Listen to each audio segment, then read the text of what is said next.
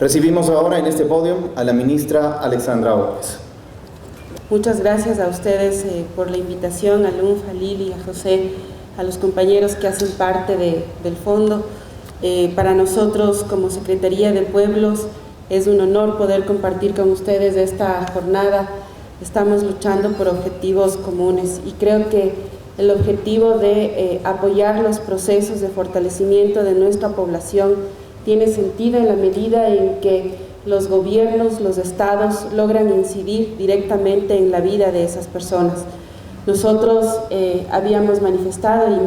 y decimos siempre en cada oportunidad que tenemos que en la medida en que la política pública logre incidir y cambiarle la vida a la gente, eso tiene sentido y transforma en realidad la vida del país. Nosotros como Secretaría de Pueblos, siendo la entidad rectora en política pública, en participación ciudadana, en interculturalidad, en diálogo social y además teniendo como fuente directa el apoyo y el fortalecimiento a los movimientos sociales, a la ciudadanía en general, pero sobre todo a los pueblos y nacionalidades indígenas, afroecuatorianos y montubios, creemos claramente que esta es una oportunidad especial. Sin duda, por un lado, tenemos acontecimientos importantes dentro de este semestre y en él se incluye el censo que sin duda ha sido vital y en el que creo que el INE conjuntamente con los consejos ha hecho un trabajo impresionante en la línea de profundizar la inclusión de población indígena afroecuatoriana y en esta ocasión montubia. Nosotros que venimos de estos procesos organizativos recordamos cómo en el 2001 el censo en el caso de la población indígena y sobre todo de la población afro, decíamos muchos, nos mató. Desde la perspectiva de las organizaciones se manejaba un porcentaje de población afroecuatoriana y cuando vimos los resultados del censo sin duda nos sentíamos altamente decepcionados de no haber sido contados con rigurosidad, de no haber sido tomados en cuenta y de que ese porcentaje de población afroecuatoriana disminuya sin duda las condiciones de vida de nuestra gente. Creo que y a partir de ese momento el reto entonces desde todos los niveles y sobre todo desde los procesos organizativos fue meterse de lleno a trabajar con las entidades correspondientes en la necesidad de que el censo, del próximo censo, en este caso 2010, pueda recoger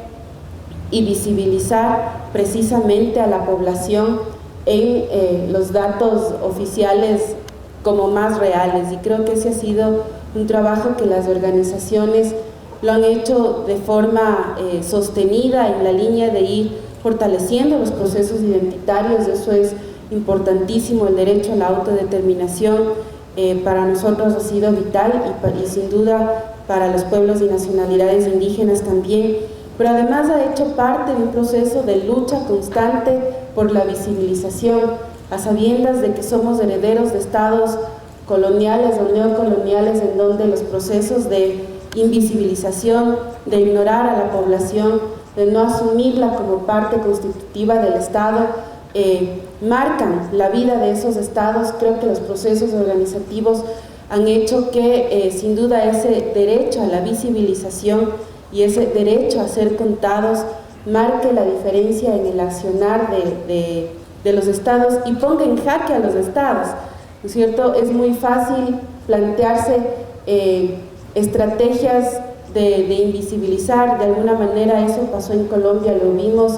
y vivimos ese proceso de cerca con los compañeros afrocolombianos también, que estuvieron muy metidos, pero que al final, tal como se formularon las preguntas, hizo que el porcentaje de la población colombiana o afrocolombiana no fuera la que se pensaba.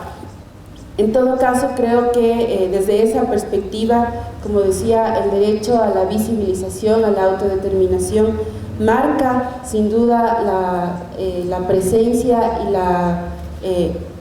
presencia de la población y sobre todo la posibilidad que tienen entonces los gobiernos y los tomadores de decisión de generar y diseñar política pública por un lado, de que esa política pública pueda llegar acorde a las diferencias y a esa diversidad presente en el país. Creo que una cosa en la que en estos últimos meses hemos estado discutiendo dentro del gobierno es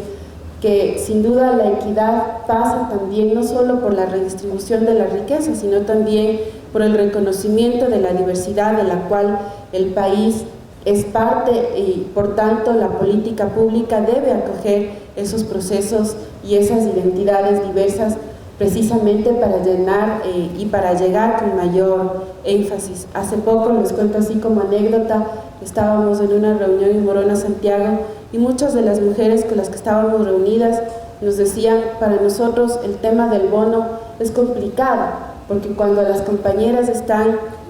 metidas en la selva, no están en los centros poblados, tienen que invertir mucho más de lo que reciben del bono. Eso significa entonces que hay que cambiar sin duda el enfoque de la política pública, hay que cambiar el enfoque de ese programa y hay que hacer que ese programa logre llegar, logre incidir en la vida de las compañeras con otra perspectiva y desde otra dinámica. Por tanto, creo que eso pasa por lo que nosotros estamos denominando interculturalizar la política. Por mucho tiempo hemos estado sumidos en estas frases que muchas veces se montan, que son la interculturalidad o el género como eje transversal, importante sin duda, pero como hemos dicho, las mujeres a veces, y desde los procesos organizativos también, cuando uno transversaliza muchas veces se pierde y solo se queda en el discurso, pero no en la incidencia directa. Nosotros planteamos lo contrario, interculturalizar la política, que tiene que ver precisamente con encontrarnos en este proceso dialógico entre los diversos y a veces diversos en conflicto, pero desde esa perspectiva sí creemos que cambia además el sentido y la relación de cómo se hace política, de cómo se diseña política pública y cómo desde ese espacio